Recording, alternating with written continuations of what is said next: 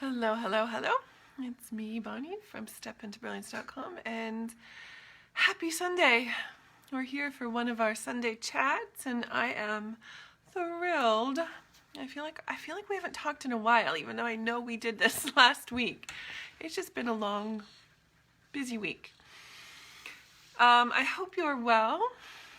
I hope you're hanging in there. I know times are what they are, and we're muddling through as best we can, aren't we? So I thought there's so many of us who are, well, we're stuck at home. Sorry, we're safe at home. Let's keep those words positive. So we're safe at home, and we have a lot of time on our hands that we may not normally have had before. And there's things that we want to do. Around here, the last couple days, there's been some spring cleaning happening. And it's lovely, except for the dust. Not a big fan of the storage closet dust, let me tell you. But, in doing those kind of, not mindless tasks, but not deep thinking tasks, it doesn't take a lot of heavy thinking to go through boxes of old papers and shred them. But in doing that, it kind of allows me to sort of sit and think and work through some things. And what's interesting is I've been wanting to do this for ages. I've known I've had to do this box clean out for ages, and I haven't gotten around to it. And then it got me thinking about other things that I've wanted to do. And some of the things I've heard from other people about how, they had, if I'm going to be at home and I'm going to have extra time because I've got no commute and all these things, I'm going to do all these crazy things. I'm going to learn a new language. I'm going to start exercising, and I'm going to, you fill in the blank. I think we all did that to some extent. And it's surprising how little most people have done. And, it got me to thinking, why is it we have these things that we say we want to do and we don't get them done? What is it that keeps us from doing the things we say we want to do? Well, in thinking over a bunch of things, I came up with the realization there's two big blocks that I've seen a lot lately. And so I thought I'd talk to you about them today. It actually comes from a concept called defensive failure, where there's a fear of failure or a fear of success. There's some limiting belief that's holding us back. And we come up with these blocks in order to keep ourselves from failure or fail in advance and say, there you go. I knew it. So there's two big blocks that I've sort of noticed from experience and from talking to people recently and listening to what's been going on in the world. And the first big block is what, I don't know what to call it exactly. I just call it rookie mistakes. And I've come up against this because I'm not someone who likes to mess up. I don't. I'm not that person, and I've had to learn a different mindset about messing up. And I don't know. I don't think I came up with the term. I probably heard it somewhere and it stuck. But the rookie mistakes are when you start something new and you inevitably don't know something, or you're not very good at it, or you completely mess it up, and you go, well, I guess this just isn't for me. Obviously, I can't do this, right? This just isn't something for me. And in my coaching groups, I like to sort of point out how that works in your head. And I just, kind of scale it back, pull it way back to, when you were about 1, give or take. Imagine if you had that same mindset. So you got up one day, you found your balance, and then you took a step. Everyone's, yay, yay you. And then you fell right on your diapered butt. Imagine if that mindset was something that you were born with. And you went, oh, well, this walking thing just clearly isn't for me. guess it's back to crawling. I'm gonna need some knee pads for when my kneecaps fill out. You know, like we didn't become this mindset accidentally. It was something we developed, which means the good news, we can undevelop it or replace it or fix it or change it or whatever you want to call it. And Carol Dweck is like the leading writer, speaker, researcher on mindset. And she has two main mindsets, and I'm sure you've heard of this before, but if not, really quickly, there's a fixed mindset and there's a growth mindset. And, you know, we're all kind of on a scale and it changes depending on what we're doing. But a fixed mindset, you believe that you have the capacity to do certain things and it's limited. And once you hit that limit, you're done. That's it. I mean, that's a pretty simplistic view of it, but that's kind of what it is. And a growth mindset has the belief that you can work at something, you can practice something, and you can always improve, and there's always room for growth. Growth mindset, right? Always room for growth. And when it comes to rookie mistakes, the problem is many of us have polarized to one or the other. And there's other fears and other beliefs that are driving that worry about rookie mistakes that prevent us from looking at those differently. So I would invite you that if you find yourself trying something new and you mess up and you want to run away from it and you want to just go, forget it, clearly this isn't for me, and shift that. Shift it and look at it instead as a failure or a mess up as a learning opportunity. So take it from a fixed growth mindset that says, clearly this isn't for me, and shift it into more of a growth mindset where you're saying, what can I learn from this? How can I get better from this mess up? And let me tell you, it's not always easy.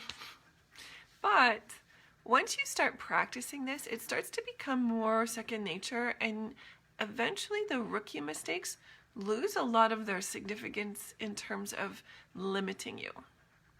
We're all going to make mistakes. I mean, I cannot imagine starting anything new and not messing it up. There's really no possible way you can do that. Or just not even being great, right? We have, and social media has done this a little bit to us too, where we see people say, I'm going to try something new, and they're fabulous at it. What you don't see is the 100 tries before that, right? So don't compare yourself to the expert, to the highlight reel. Just remember, it's about growth, and these rookie mistakes, let's shift that to looking at them as opportunities to learn something new. Okay, so that's the first block. The second block I want to talk to you about is one that I think we're not always honest with ourselves about. And it's about whether or not we actually really want to do it in the first place. And I'm not talking about getting up at 5 a.m. to go to work. Nobody wants to do that as far as I'm aware. And if you do, please let me know in the chat box below, because I'd be interested to speak with you about how this works, because I am not that person. I don't know anyone who is that person. But I'm talking about the things that we think we want to do. And I'm going to shift it just a little bit to sort of make you understand where I'm going with this. It's the things that we think we should want to do. And this is what I'm seeing a lot of during this lockdown time, this time where we have at home, and we've got technically more free time on our hands. I'm seeing this come up a lot. And it's a matter of values. So there's two ways that we decide we want to do something. One is we value it intrinsically, and that's from the inside out. So that is, we want to do something because we're really curious about it, or we want to do it because it supports our hopes and dreams and it's going to move us where we want to go eventually. We value that experience ourselves, all by ourselves, even if nobody ever knew that we had done it, okay? The second thing The second way that we kind of get to where we think we should want to do something is an extrinsic meaning. And that's more where we do it because, all the cool kids are doing it, right? Hi, social media, making me make bread. Okay, I like making bread, but not everybody does, and not everybody should, okay? So it's that, or it's, I'm doing it because it's going to make my mom or my dad really proud of me, finally. Like, we're looking for some external validation from someone else. Sometimes we do it just because we want people to like us. We want them to value us or admire us. And these are external valuations. And the problem is, motivation doesn't stick. I don't know if you've noticed this. When we start a project, we're like gung-ho, fired up, ready to go. We've got all the energy we could possibly need. And then it fades. It's just part of the ride. It's how it works. It doesn't matter what it is. It doesn't matter if it's the thing you want most in life. Your life purpose, it doesn't matter. You're going to have days where your motivation wanes. Now, that can be due to being tired, to other things on your plate, to just a little bit of burnout, where you just need a break. Like, it doesn't matter. Motivation wanes. So here's what happens. When it's an extrinsic, so other people, we're looking for the validation from other people, it's hard to get it back. It's really hard to get it back. When it's intrinsic, when it's something that we value, we can remotivate ourselves fairly easily. And in my coaching groups, what I tell people, and we call it in the coaching world, I'm sure you've heard the big why. It's just why we really want to do it for ourselves. What is it internally that is motivating us? So it can be something really simple, like I'm saving up for a new car, and I think I can project into how wonderful it will be to have something that's reliable, that is better on gas, I'm going to save money, that I don't have to worry about breaking down on the bridge, and if you're local, you know what that means. So I can project and I can remotivate myself fairly easily, right? And in my coaching groups, I often tell people to write it down on a piece of paper and carry it with them, so you can take it out and read it when you get demotivated or unmotivated.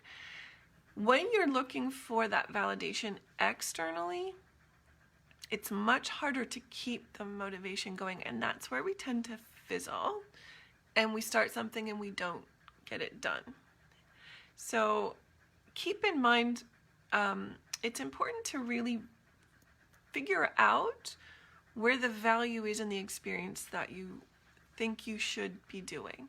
So for example, I know a lot of people have said, I think one of the common ones is like, I'm gonna learn a new language during the pandemic lockdown.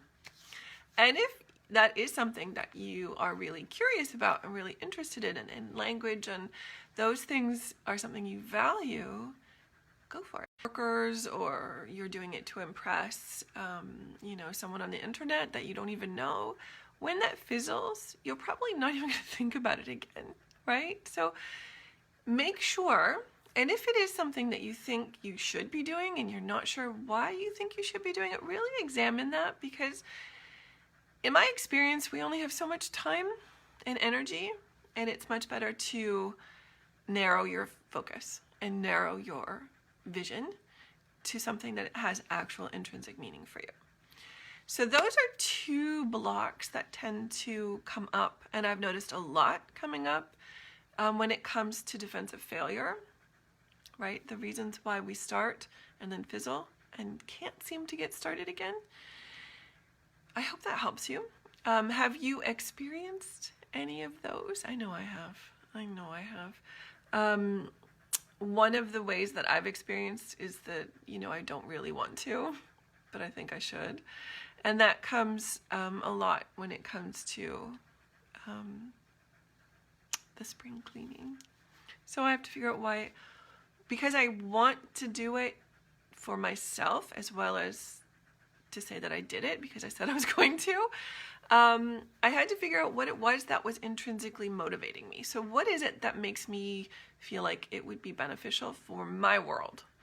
And I started realizing how much better I feel when my space is clean and organized. And I keep coming back to that projection of how great it's going to be when I can just open the storage closet and get what I need without having to root through a bunch of things and disturb the dust. So there's, you know, like those sorts of things. That's more of an intrinsic value that I can come back to and remotivate myself.